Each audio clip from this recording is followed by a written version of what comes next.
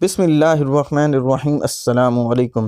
حضرت خواجہ حبیب اجمی رحمۃ اللہ علیہ بہت دولت مند تھے، لیکن سود خور تھے۔ ہر روز سود کا تقاضا کرنے جاتے، جب تک وصول نہ کرتے مقروض کو نہ چھوڑتے۔ ایک روز کسی مقروض کے گھر گئے، لیکن وہ گھر پر موجود نہ تھا۔ اس کی بیوی نے کہا کہ اس کے پاس قرض ادا کرنے کے لیے رقم موجود نہیں ہے، البتہ بکری ذبح کی تھی، اس کی گردن موجود ہے جو ہم نے گھر میں پکانی ہے، لیکن آپ اس عورت سے بکری کا گوشت زبردستی لے آئے اور گھر پہنچ کر بیوی سے کہا کہ یہ سود میں ملی ہے، اسے پکا لو۔ بیوی نے کہا آٹا اور لکڑی بھی ختم ہے، اس کا بھی بندوبست کرو۔ آپ دوسرے قرض داروں کے پاس گئے اور یہ چیزیں بھی سود میں لے آئے۔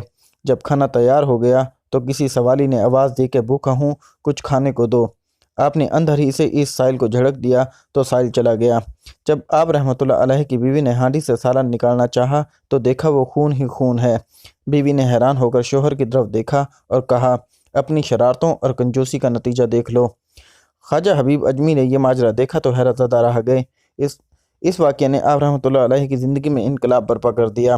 اسی وقت سابقہ بے روی سے توبہ کی۔ ایک روز باہر نکلے تو راستے میں بچے کھیل رہے تھے۔ انہوں نے خواجہ صاحب کو دیکھ کر چلانا شروع کر دیا، ہٹ جاؤ، حبیب سود خور آ رہا ہے، ہم پر اس کی گرد بھی پڑ گئی تو ہم بھی ایسے ہی ہو جائیں گے۔ یہ سنا تو تڑپ اٹھے، ندامت سے سر جھکا لیا اور کہنے لگے اے رب، بچوں تک تو نے میرا حال ظاہر فرما دیا۔ خواجہ حسن بصری رحمۃ اللہ علیہ کی خدمت میں حاضر ہو کر توبہ کی، سب قرض داروں کا قرض معاف کر دیا، اپنا سارا مال و اسباب راہ خدا میں دے ڈالا، عبادت و ذکر الہی میں مصروف ہو گئے اور صائم الدہر اور قلیل اللیل رہنے لگے۔ کچھ عرصہ بعد ایک دن پھر انہیں لڑکوں کے پاس سے گزر ہوا تو انہوں نے آپس میں کہا خاموش رہو، حبیب العابد جاتے ہیں۔ یہ سن کر آپ رحمۃ اللہ علیہ رونے لگے اور کہا کہ خدایا یہ سب تیری طرف سے ہے۔ جب اس طرح عبادت کرتے ایک مدت گزر گئی تو ایک دن بیوی نے شکایت کی کہ ضرورت کیسے پوری کی جائے۔ آپ نے فرمایا کہ اچھا کام پر جاتا ہوں، مزدوری سے جو ملے گا لے آؤں گا۔ چنانچہ آپ رحمۃ اللہ علیہ دن بھر گھر سے باہر رہ کر عبادت کرتے اور شام کو گھر واپس آ جاتے۔ بیوی انہیں خالی ہاتھ دیکھتی تو کہتی کہ یہ کیا معاملہ ہے؟ آپ رحمۃ اللہ علیہ فرماتے ہیں کہ میں کام کر رہا ہوں، جس کا کام کر رہا ہوں وہ بڑا سخی ہے، کہتا ہے وقت آنے پر خود ہی اجرت دے دیا کروں گا، فکر نہ کرو، لہٰذا مجھے اس سے مانگتے ہوئے شرم آتی ہے۔ وہ کہتا ہے ہر 10ویں روز مزدوری دیا کروں گا۔ چنانچہ بیوی نے 10 دن صبر کیا۔ جب آپ 10ویں روز بھی شام کو خالی ہاتھ گھر واپس جانے لگے تو راستے میں آپ کو خیال آیا کہ اب بیوی کو کیا جواب دوں گا۔ اسی خیال میں گھر پہنچے تو عجیب ماجرا دیکھا، عمدہ عمدہ کھانے تیار رکھے ہیں۔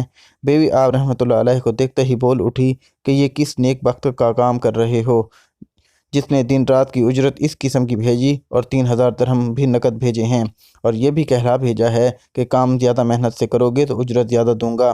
یہ دیکھ کر آپ رحمۃ اللہ علیہ کی آنکھیں اشک بار ہو گئیں۔ خیال گزرا کہ خدائے پاک نے ایک گناہ گار بندے کی 10 روز کی عبادت کا یہ صلہ دیا، اگر زیادہ حضور قلب سے عبادت کروں گا تو نہ جانے کیا کچھ دے۔ یہ خیال آتے ہی خلائق دنیا سے بالکل الگ ہو گئے اور ایسی عبادتیں اور ریاضتیں کیں کہ اسراء الہی بے نقاب ہو گئے، عنایت الہی کا نزول شروع ہو گیا اور آپ رحمۃ اللہ علیہ کو مستجاب الدعوات کا درجہ مل گیا۔